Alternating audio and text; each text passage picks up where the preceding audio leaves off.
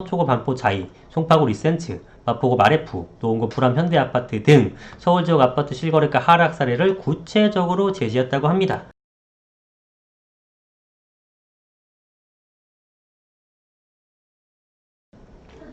네, 안녕하세요. 반갑습니다. 이승훈 소장입니다. 자, 홍남기 부총리께서 반포자이가 4억, 마포 마레프, 그러니까 마포 레미안 푸르지오 약자인데 3억 내려서 8사 대책의 성과가 있었다라고 얘기했다고 합니다. 저는 뭐 직접 본 건 아닌데 이 기사에 의하면 모두 발언 자료에서 서초구 반포 자이, 송파구 리센트, 마포구 마레프, 노원구 불암 현대아파트 등 서울 지역 아파트 실거래가 하락 사례를 구체적으로 제시했다고 합니다.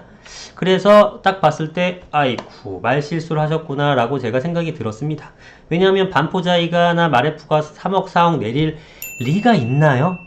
부동산을 조금이라도 아시는 분들은 내릴 리가 없죠. 8차 대책의 성과가 없다는 뜻이 아니에요. 그러나 내릴 게 내려야죠. 지방이라든가 이런 쪽에 법인 물량 많이 나오게 되면서 쏟아져서 가격 하락하는 지역도 있고 몇몇 나오죠. 그러나 이런 것들 똘똘한 한태 전략으로 지금 어떻게 보면 그 정부가 만들어놨기 때문에 이렇게 좋은 아파트들이 떨어질 가능성은 사실 거의 제로에 가깝습니다. 현재로서는.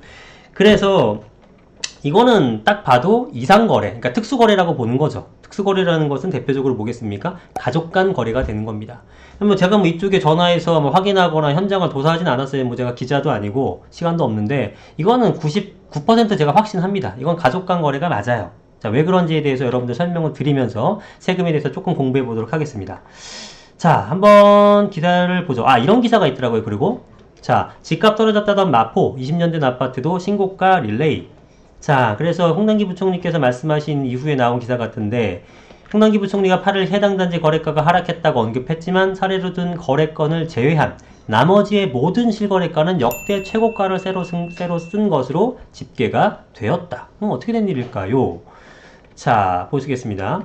8사 대책 이후 마레프도 모든 면적수 신고가입니다. 그죠? 하락 사례로 든 마레프 59제곱미터 거래가 11억이라는 단 한 건이고 나머지 8사 공급 대책 이후 거래된 같은 규모 계약건 6건은 모두 14억을 넘겼다. 모두 14억을 넘겼는데 얘만 11억이다. 근데 요거 한 사례만 뽑아가지고 효과가 있습니다 라고 얘기하신 거는 그거 사실 잘못된 거죠. 그죠? 네. 그래서 이런 내용이에요. 반포 레미안도 뭐 4억 떨어졌다는데 아니다. 그러니까 아닌 게 아니죠. 떨어진 건 맞는데 그게 과연 8사 대책의 효과로 인한 그런 원인이 그런 거였느냐라는 걸 우리가 판단해 보는 거예요. 자, 한번 보겠습니다.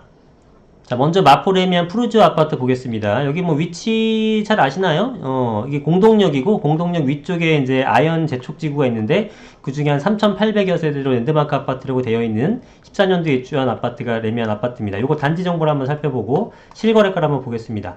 자, 59제곱이니까 80제곱 형태가 되고요. 25평, 일반적인 25평 사이즈입니다.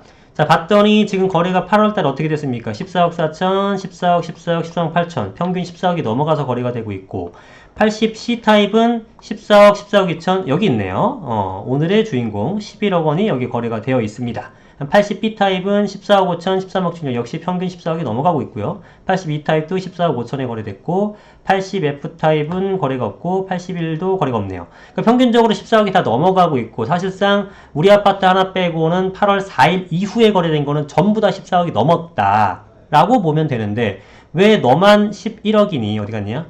왜 너만 11억이냐 이겁니다. 이거에 대해서 생각해 봅시오. 자, 여러분들 이제 여기서 조금 정확히 알아야 될 내용이면서도 조금 헷갈릴 수 있으니까 잘 들어봐 주세요. 자, 여러분들 가족 간의 거래를 할 때는 대부분 증여를 합니다. 그러나 증여를 안 하고 매매를 하더라도 합법적인 거예요. 위법사항은 아니잖아요. 아버지가 아들한테 돈 받고 팔 수도 있고, 그죠? 뭐 딸이 부모님한테 돈 받고 팔 수, 이건 뭐 누구나 할 수 있는 거잖아요. 그런데 만약에 10억짜리 아파트가 있는데 반값에 줄게요. 5억 이래버리면 어떻게 됩니까? 세수 확보가 되겠어요? 안 되겠죠. 가족 간에 다 그렇게 해버리면. 그렇기 때문에 어떤 일정한 그 규칙 같은 거, 기준점을 정해놓고 그거를 오버할 경우에는 세금을 부과하도록 되어 있습니다. 그래서 이런 특수관계자 간의 거래에서는 시세보다 5%를 넘어가서 싸게 해주면은 양도세가 정상 환원됩니다. 예를 들면은 지금 이게 14억 원이잖아요. 14억 원에서 해봤자 5% 해봤자 13억 3천이에요. 그러니까 14억짜리를 한 12억 5천에 팔았다고 하게 되면은 이거는 그냥 정상 시세 12억 5천에 판 게 아니라 너 14억 원에 판 거야 라고 해가지고 양도세를 부과할 수 있다는 뜻입니다. 이거는 특수관계자 간에만이에요. 만약에 내가 전혀 모르는 사람한테 12억 5천에 팔았다. 인정받죠. 상관없어요. 그런 건 전혀 상관없는데 특수관계자 간에서 금액을 낮췄다라는 것은 니네 세금 탈루하고 세금 탈루하려고 이러는 거잖아 라고 생각하기 때문에 안 된다라는 겁니다. 그러면 이런 것들은 14억이 아니라 11억에 팔았으면은 과세당국에서 니네 가족간 거래라는 거 확인했고 시세보다 싸게 했으니까 양도세 그냥 매길 거야? 맞아야 됩니다. 인정해요. 그건 모르지 않았을 거예요. 단 누가 혜택을 보느냐? 그럼 왜 이걸 하느냐? 양수자, 그러니까 매수자죠. 매수자가 혜택을 보기 때문에 그런 거예요.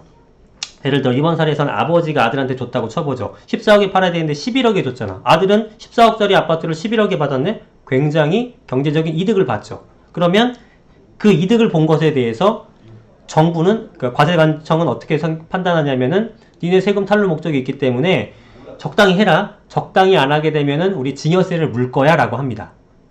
그 기준점이 있어요. 그게 뭐냐면 시세의 30% 혹은 3억 원을 초과하는 거예요. 그럼 예를 들면 지금 시세가 14억여 원이라고 쳐보죠. 시세가 14억 원인데 3억 떨구면 얼마예요? 11억. 그죠? 그럼 14억 원에서 30%가 빠지게 되면은 70% 구조니까 9억 8천. 그러니까 9억 8천 11억 중에서 큰 거. 11억보다 더 아래로 하는 순간 니네 증여세 나오는 거야? 이렇게 되는 거예요. 그래서 11억이 된 겁니다. 시세가 14억 정도 되니까 11억까지는 괜찮은 거야. 아무 문제가 없는 거야. 가족 간 거래. 인정. 증여세 매기려고 하니까 오케이. 기준점 안 넘었어. 인정. 끝나는 거죠. 이해되십니까? 이해되시죠? 그러니까 3억이나 30% 중에 큰 거보다 더 아래로 내려가지 않으면 된다는 얘기예요. 자, 반포자에 한번 봐볼게요. 자, 얘는 시세 실거래가 보고 얘는 116이었으니까 여기 바로 뜨네요. 자, 얘 24억 4천에 거래됐죠. 다른 친구들은 27억, 28억, 28억 5천에 거래가 되고 있는데 나만 24억 4천이야. 그죠? 다른 타입도 봤더니 26억 4천, 27억 9천, 28억. 뭐 이러고 있는데 왜 너만 24억 4천이지? 이거는 8.4대책의 효과를 논하기에 앞서 좀 이상하네?